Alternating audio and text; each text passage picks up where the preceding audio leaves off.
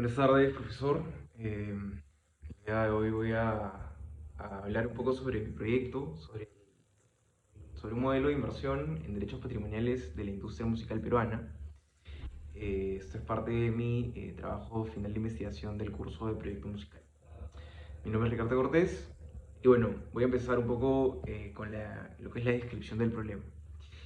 En principio, para entender el problema hay que entender a qué me refiero cuando hablo de industria musical, ¿no? En términos básicos, y esto es según la revista Exploration Group, es que la industria musical consiste justamente en el sistema que se ha generado con la finalidad de poder hacerle llegar las obras musicales a los artistas, ¿no? Y digamos cómo es que los artistas pueden recibir el valor económico o el valor que se defina por cada reproducción o por cada escucha que esto suceda. Este modelo o este sistema ha ido cambiando, ¿no? De acuerdo a la época, al contexto, a aspectos sobre todo tecnológicos y también culturales. Bueno, una vez que entendemos lo que es industria musical, hay que entender un poco lo que es el modelo de inversión en derechos patrimoniales. Esto no podría existir si no fuera por un antecedente que lo marcó David Bowie en el año 1980, cuando él decide poner a la venta su catálogo de muchas canciones con la finalidad de poder acceder a un financiamiento, evidentemente estamos hablando de millones de dólares, a cambio de ceder los derechos económicos eh, por sus canciones durante un periodo de tiempo, ¿no? En este caso, por ejemplo, fueron de 30 años y David Bowie recibió millones de dólares.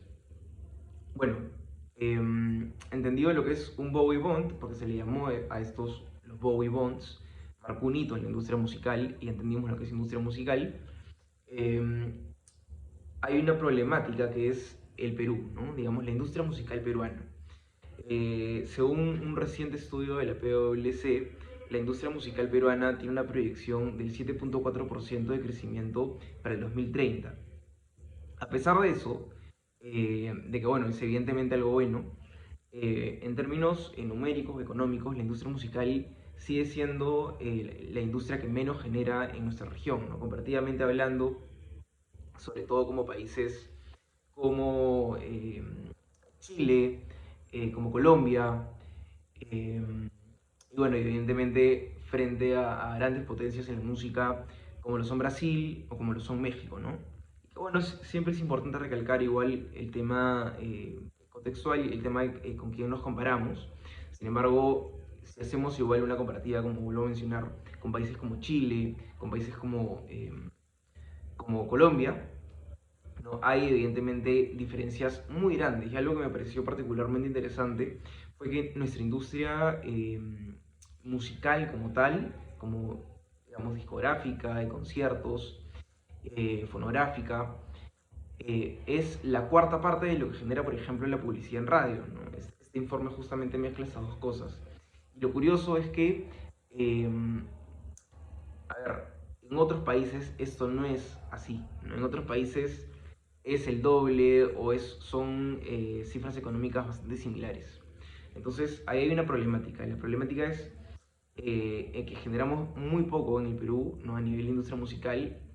Y mi idea es traer este concepto de los Bowie Bonds, que es un concepto que ya se está aplicando con grandes artistas como Bruno Mars, como Bad Bunny, eh, en fin, muchas bandas, sobre todo americanas, y lo que están haciendo es vender microacciones de sus canciones, de su catálogo musical, para poder justamente acceder a un financiamiento inmediato, ¿no? Eh, Así que bueno, vamos a hablar ahora un poco de lo que son el problema de investigación. Y mi problema de investigación es el siguiente. ¿De qué manera sería posible aplicar un modelo de inversión de venta de derechos patrimoniales en la industria musical peruana, ¿no? Ese es mi problema de investigación. Mi objetivo principal, que evidentemente está asociado, es brindar un modelo de inversión en derechos patrimoniales en la industria musical peruana. Bueno, tengo mis dos categorías, que es el modelo de inversión y los derechos patrimoniales musicales, ¿no? el modelo de inversión lo que he hecho es utilizar el nivel de riesgo, la viabilidad financiera y los métodos de evaluación, que sobre todo son los puntos que se requieren cuando uno va a hacer una evaluación de inversión, ¿no? Entonces, a ver, hay muchos métodos, muchas maneras, incluso en la investigación fui descubriendo también que de acuerdo al tipo de inversión que necesites o haces, se generan nuevos métodos, ¿no? Entonces, no hay solo uno, las empresas usan muchos. Es cierto que, por lo que he ido investigando, también las empresas van específicamente por uno de acuerdo al contexto, como les digo, pero suelen estar como creando nuevos métodos y nuevas formas de perfeccionar y sobre todo de reducir los niveles de riesgo de una inversión, ¿no?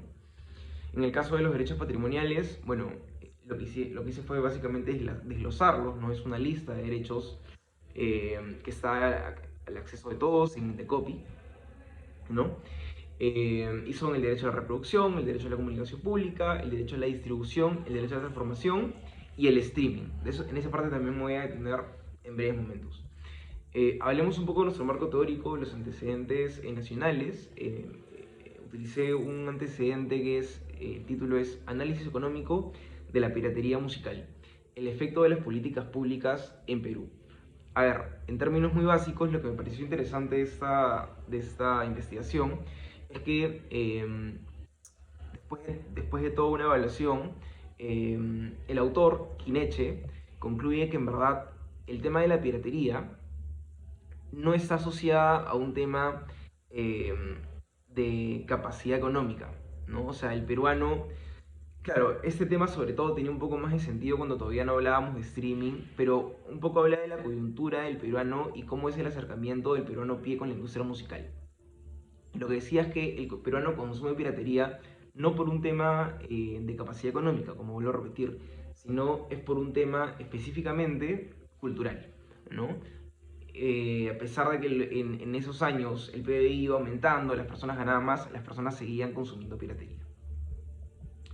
Bueno, ahora sí vamos a desglosar un poco más lo que es el derecho patrimonial. Esa es una cita sacada en The Copy. Y los derechos patrimoniales son los siguientes. Son aquellos derechos que le dan la exclusividad al autor para explotar su obra y obtener beneficio económico por ello, ¿no? Digamos, son los derechos que nos permiten a los artistas poder defender y explotar nuestra obra económicamente hablando, ¿no? Hay derechos morales también los cuales no se pueden ceder, sin embargo, lo interesante de los derechos patrimoniales es que está la capacidad de cederla. Vamos rápidamente con el desglose. El derecho a la reproducción es eso, ¿no? El derecho de tener la potestad, la facultad de poder reproducir tu obra en cualquier lugar bajo tu propia decisión. La comunicación pública es el derecho justamente de poder comunicar públicamente, es decir, no sé, si hay un evento, yo decido lanzar esta canción, ¿no? Por ejemplo, si cualquier artista peruano tiene una canción y yo por X motivo estoy en el estudio, la escucho y subo una historia, eso no sería posible. Justamente el derecho a la comunicación pública es lo que defiende. La persona que tenga ese derecho es el que decide cuándo es que se comunica o se publica esta canción, ¿no? Bueno, en cuanto a la distribución es el mecanismo, la forma, puede ser una tienda física, puede ser una plataforma digital, etcétera, etcétera, ¿no? Es el derecho a por dónde yo la distribuyo. Y la traducción, arreglo, adaptación, transformación. Bueno, eso es básicamente todo lo que son covers, cuando un artista decide hacer un cover y cómo es que eso también se transforma en un derecho para el artista, ¿no? Por último, el de transformación, perdón, al streaming, que lo que sucede con esto es que parte también de lo que propone Indecopy, es que cualquier otra forma de explotación eh, es posible, ¿no? Es parte de un derecho. Si tú explotas económicamente una obra, estás ejerciendo tu derecho como derecho patrimonial. Así que el streaming yo decido ponerlo porque se ha convertido en parte fundamental de la industria fonográfica y de la industria musical. Por eso es que lo dejo como un instrumento importante. Bueno, ya por temas de tiempo, voy avanzando un poco en lo que es mi población. Bueno, evidentemente aquí yo me he centrado en compositores peruanos, limeños, ¿no? Perdón, compositores peruanos y que sean dueños de los derechos patrimoniales, sobre todo, ¿no? Y vamos a un tema de la muestra. La muestra voy a trabajar con un muestreo no probabilístico.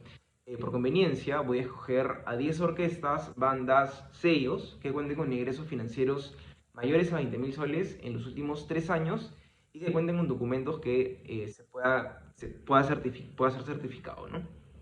Ya con esto termino. En cuanto a mi justificación, el primero en el tema musical, ese tema me interesa porque justamente considero que hay muchas cosas por hacer en la industria musical y sobre todo asociado a un tema de qué valor económico se le da a la obra de un artista, ¿no? Creo que eso es parte fundamental y es por eso que espero con ese trabajo poder contribuir a que los artistas consigan mayor financiamiento y que se abran a nuevos sectores a echarle ojo, dicho informalmente, a la industria musical.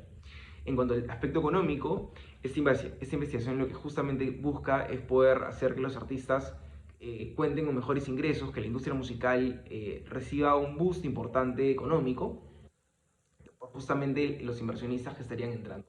Y por último, en cuanto al aspecto político, esto lo metí un poco por los antecedentes que veo, por ejemplo, en lo que es la ley del cine, cómo es que los estados le han dado facilidades tributarias a todas las empresas privadas que deciden invertir en cine, ¿no? En cine nacional.